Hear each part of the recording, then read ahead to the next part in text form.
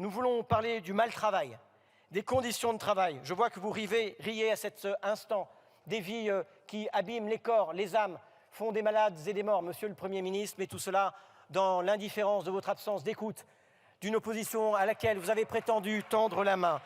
Vous êtes sourd à ce que l'on peut vous dire sur un sujet dont vous avez prétendu qu'il était central de votre travail. Sens menacé par l'organisation du travail. Oui, certains des travailleurs perdent le goût et le sens du travail.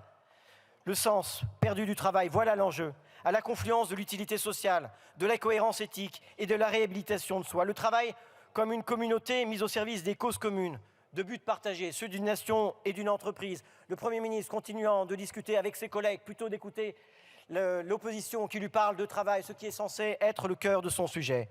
Le sens du travail, Monsieur le Premier ministre, pourrait devenir le terrain de nouvelles conquêtes sociales, remettant en cause les rapports de domination et les organisations. Et il continue de regarder son téléphone portable, alors qu'ici, vous êtes les témoins accablés du peu d'intérêt que le gouvernement et le Premier ministre portent à l'opposition et au débat parlementaire. Nous défendons la nécessité de participer à l'organisation du travail pour ne pas subir le travail prescrit qui fait le travail mort et la perte de sens. Et nous ne voulons pas non plus, loin de vos caricatures sur le droit à la paresse, penser séparément le temps de travail et le travail libéré, qui doit être aussi un temps de citoyenneté active, d'éducation populaire et d'épanouissement personnel. Vous avez supprimé les CHSCT, nous défendons le dialogue social, l'institution du dialogue professionnel et la codétermination dans l'entreprise. Ce dont il faut se débarrasser, outre vous, Monsieur le Premier ministre, ce n'est pas du travail, mais des rapports de domination. Voilà pourquoi, toujours dans l'indifférence, puisque vous continuez de discuter avec vos voisins de derrière, loin du réarmement civique, de la recivilisation, vous continuez, par votre attitude même, d'être le symbole d'un mépris dont vous saviez que vous ne vous départiriez pas. Voilà pourquoi nous luttons contre libéralisation, contre le retour du tâcheronnage pré-industriel et que nous défendons la présomption de salariat pour les travailleurs des plateformes. Hier comme aujourd'hui, nous devons toujours mieux civiliser le travail. Vous n'aspirez qu'à le libéraliser. Monsieur le Premier ministre, occupé à rire avec vos ministres, alors que 152 travailleurs sont morts dans notre pays l'année dernière, que les maladies professionnelles explosent, que la pleine santé au travail devrait être l'un de vos objectifs, vous préférez continuer de vapoter et de papoter. Monsieur le Premier ministre, votre discours sur le travail est un discours à courte vue. Une vue courte et de vieilles lunettes, disais-je. Les Français ne vous font pas confiance pour conduire le pays. Nous ne vous font pas confiance pour tenir le volant. Voilà pourquoi nous voterons cette motion de défiance. Je vous remercie évidemment pour l'intérêt soutenu que vous avez manifesté à nos propos. Nous savons à quel point vous tenez à la co-construction, au dialogue, à la recherche du compromis, que vous tirerez toutes les conséquences et toutes les conclusions de ce parlementarisme de fait issu des urnes, du pluralisme qui peut être dans l'histoire la source de grandes lois, de ces lois immortelles dont la Troisième République, souvent décriée, mais qui était un régime parlementaire auquel nous tenons, a été dans l'histoire capable. Monsieur le Premier ministre, comme Bruno Le Maire, semble-t-il, qui n'est jamais avare d'un mensonge, d'une approximation, vous êtes né en 1989. Cela ne vous empêche pas de regarder l'avenir avec de vieilles lunettes. Vous avez vos réformes du marché du travail, du RSA, de l'assurance chômage, faites de mauvaises idées et de mauvais coups, sont de véritables fabriques à travailleurs pauvres. Elles ont 40 ans, plus vieilles que vous, et elles sentent la naphtaline. Votre priorité est claire, disiez-vous, favoriser le travail, qu'il paye toujours mieux que l'inactivité. Vous voulez désmicardiser la France, vous qui avez continuellement refusé les coups de pouce et envisagé depuis 2017 une réforme de son indexation sur l'inflation que vous jugez trop généreuse. En fait, nous ne comprenons plus votre projet. S'agit-il d'augmenter les salaires ou de freiner le SMIC? Monsieur le Premier ministre, nous voulons que le travail paye et qu'il paye bien. Voilà pourquoi nous voulons que la valeur change de camp.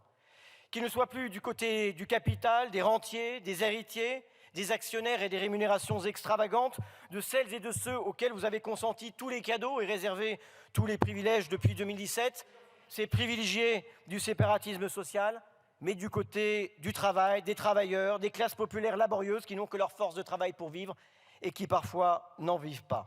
Je vous parle des caissières, des ouvriers de l'agroalimentaire, des artisans du bâtiment, des infirmières, des professeurs, de celles et de ceux que nous avons applaudis à 20h et auxquels vous faites payer aujourd'hui le quoi qu'il en coûte. Monsieur le Premier ministre, pour notre part, nous ne croyons pas aux privilégiés d'en bas. Ce qui est en jeu, c'est le juste partage de la valeur entre le capital et le travail dont il faut égaliser l'imposition en supprimant la flat tax, en rétablissant l'ISF, en taxant les multinationales qui consolident 40% de leurs résultats dans des paradis fiscaux.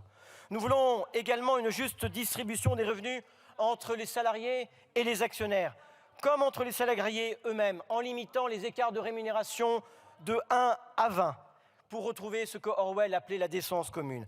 Songez que seulement 0,32% des salariés en France gagnent plus de 12 fois le SMIC et que si nous redistributions cette masse salariale, nous pourrions augmenter de 233 € net par mois 20% des salariés les plus modestes. Nous ne répondrons pas à la question des salaires si nous ne répondons pas à cette réalité injuste et implacable. Les PME payent les impôts des multinationales qui ne les payent pas. Les classes moyennes payent les impôts des hyper riches qui ne les payent pas. Vous défendez la valeur travail, nous défendons la valeur du travail. Nous voulons la reconnaissance de l'utilité sociale comme mesure de la valeur du travail dans l'emploi et hors emploi. Nous voulons la reconnaissance du travail gratuit et nous considérons que l'heure est venue d'une radicale reconsidération morale et économique des métiers du soin et du lien. D'un modèle économique fondé sur la production de l'humain, de l'humanité par l'humain.